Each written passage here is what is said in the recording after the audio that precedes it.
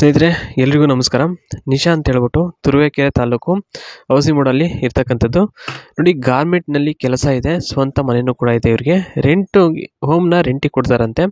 ಕಡಿಮೆಗೆ ಕೊಡಲು ಕಾರಣ ಏನಂದರೆ, ಅದು ಬಚ್ಚಲು ಮನೆ ಸರಿ ಇಲ್ಲ, ಹೊಗೆ ಬರುತ್ತೆ, ತುಂಬ ನೀರು ಕಾಯಿಸೋಕ್ಕೆ ಹರಸಾಹಸ ಪಡಬೇಕಾಗುತ್ತೆ. ಅದಕ್ಕೋಸ್ಕರ ಆ ಒಂದೇ ಒಂದು ಕಾರಣಕ್ಕೋಸ್ಕರ ಇವರು ಮನೆನ ಬಾಡಿಗೆ ಕೊಡ್ತಾ ಇದ್ದಾರೆ, ಅದು ಕಮ್ಮಿಗೆ. ಯಜಮಾನರು ಇದೇ ಒಂದು ವಿಚಾರವಾಗಿ ಇಡೀ ರಾತ್ರಿ ನಿದ್ದೆ ಮಾಡಿಲ್ಲ, ಚಿಂತೆ ಮಾಡಿಕೊಂಡೇ ಇರ್ತಾರೆ. ಆ ಒಂದು ಕಾರಣಕ್ಕೋಸ್ಕರ ನೋಡಿ, ಬಿಸ್ನೆಸ್ ಏನಪ್ಪ ಮಾಡ್ತಾರೆ ಅಂದರೆ, ಬೇರೆ ಯಾವುದೇ ಬಿಸ್ನೆಸ್ ಇಲ್ಲ ಮತ್ತು ಕೆಲಸನೂ ಇಲ್ಲ. ತವರು ಮನೆ ಕಡೆಯಿಂದನೂ ಸ್ವಲ್ಪನೂ ಕೂಡ ಸಹಾಯ ಅಥವಾ ಆದಾಯ ಎರಡೂ ಕೂಡ ಇಲ್ದಲೇ ಇರೋ ಒಂದು ಕಾರಣಕ್ಕೋಸ್ಕರ ಇವರು ಬಾಡಿಗೆಯನ್ನು ಕೊಡಬೇಕಾದಂಥ ಒಂದು ಪರಿಸ್ಥಿತಿ ಒದಗಿ ಬಂದಿದೆ ಅಂತಲೇ ಹೇಳ್ಬೋದು. ಇನ್ನು 30x40 ಆ ರೆಂಟ್ ಹೌಸ್ ನೋಡಿ, ಇದು 30-40 ಜಾಗದಲ್ಲಿ ನಿರ್ಮಾಣ ಆಗಿರ್ತಕ್ಕಂಥ ಈ ಒಂದು ಮನೆನ ತಾವು ನೋಡ್ತಾ ಇದ್ದೀರಾ. ಯಾವ ರೀತಿ ಪೇಂಟಿಂಗ್, ಇನ್ನೂ ಸೈಡ್ಗಳೆಲ್ಲ ಪೇಂಟಿಂಗ್ ಆಗಿಲ್ಲ, ಮುಂಭಾಗ ಮಾತ್ರ ಮಾಡಿದ್ದಾರೆ.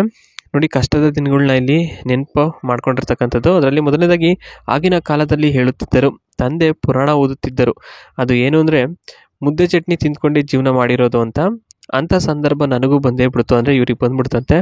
ಗಾರ್ಮೆಂಟ್ಸ್ನಲ್ಲಿ ಕೆಲವೊಂದು ರಾತ್ರಿ ಸಲ ಶಿಫ್ಟ್ ಇರ್ತಿತ್ತು, ಆಗ ಊಟ ಸ್ನೇಹಿತೆ ತಂದು ಕೊಡ್ತಿದ್ಲು. ಅಷ್ಟು ಕಷ್ಟಪಟ್ಟು ಕೆಲಸಕ್ಕೆ ಹೋಗಿ ತಂದು ಹಾಕ್ತಿದ್ದೆ. ಲೈಫಲ್ಲಿ ಅದೊಂದು ಕಷ್ಟ ಯಾವ ಶತ್ರುಗೂ ಬರಬಾರ್ದು ಅಂತ ದೇವರಲ್ಲಿ ನಾನು ಕೇಳ್ಕೊತೀನಿ. ನಿಜವಾಗಿಯೂ ಅದೊಂದು ಕಠಿಣ ಪರಿಸ್ಥಿತಿ, ಅದನ್ನೇ ನಾನು ಎದುರಿಸಿ ಬಂದಿದ್ದೀನಿ ಅಂತಕ್ಕಂಥದ್ದು ಇಲ್ಲಿ ಹೇಳಿರ್ತಕ್ಕಂಥದ್ದು.